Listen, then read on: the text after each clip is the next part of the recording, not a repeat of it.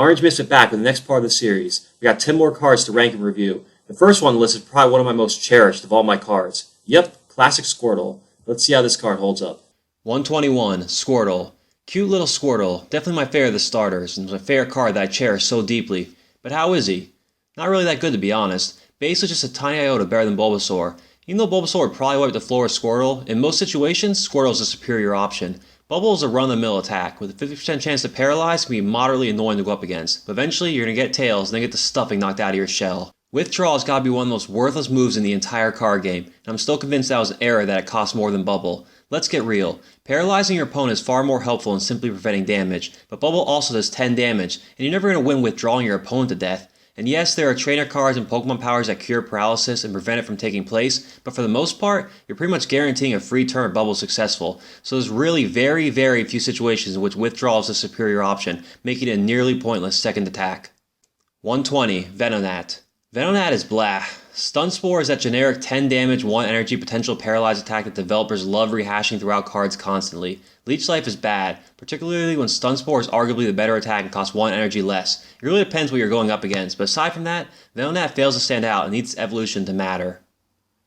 119, Onyx. Onyx won't do much besides stall, which is what it's designed to do because it's too weak to ever do any serious damage on anything stronger than a common rarity. That being said, it's also superior to most cards of the common rarity, mainly due to its monstrous 90 HP. You really won't even bother with powering up Harden as it costs 2 energies and only protects against damage less than 30, but since Onyx is designed to stall, it's at least a good option to have to pull from. Once Onyx is out, it's never returning to the bench with that 3 energy retreat cost. Getting 5 or 6 rock throws in is a decent effort and time waste, but Onyx is still a pretty poor option due to vastly superior stall cards like Kangaskhan and Snorlax being readily available as first stages as well.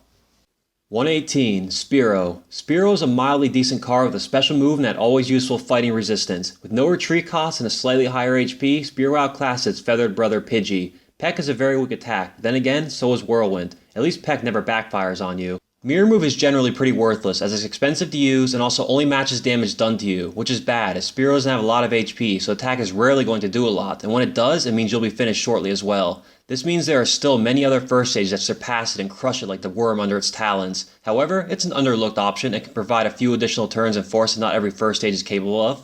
117, Crabby. I wonder what the fascination was with making several cards have that call for family attack. It's really too common to not be planned. It's so strange considering it's an atrocious attack that only works if you need the same card on the bench, like maybe a Nidoqueen deck, or you're just preparing for Wigglytuff and for some reason are low on Pokemon, but aside from that, it's utterly worthless. Vice Grip is poor. 2 energies for 20 damage, it's been done before. Couple that with an unimpressive 50 HP, leaves this crab in an average pot. 116, Growlithe. High HP is all that makes Growlithe stand out as a basic Pokemon. Flare is a poor move that costs 2 energies and doesn't do anything else with damage.